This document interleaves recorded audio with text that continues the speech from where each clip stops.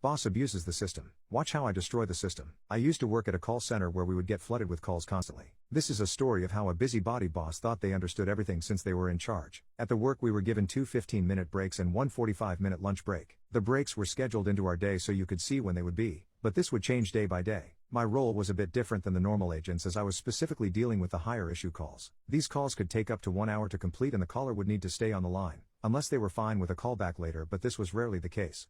Since I never knew when I would be getting these calls, my break times were a shot in the dark if I would or wouldn't be on a call. I would just take them as soon as the call was done if they ever intersected, which they did 99% of the time. Enter my boss. During a performance review I hit all the marks except for attendance. I asked about this as I know I missed a few days but always with a reasonable update for time frame and never had a no-show day, where there is no warning that I'm not coming in. My boss stated that attendance also applies to break and lunch times, and since I rarely took them at the requested time, I was getting written up.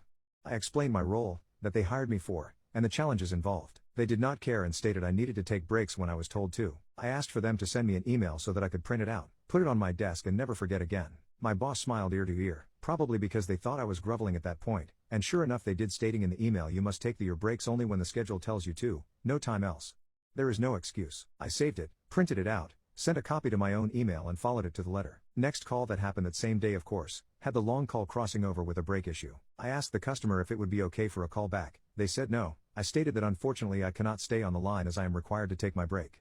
They became enraged and demanded to speak with my boss. I told my boss. They said that I need to apologize and finish the call. I showed them the email they just sent to me and said you told me to take my break at this time no matter what. I'm just doing what you told me to do. I'm taking my break. Would you like the customer transferred over, or should I just hang up? They took the call over and from that day on I never had a missed attendance mark. God, busybody bosses are the worst.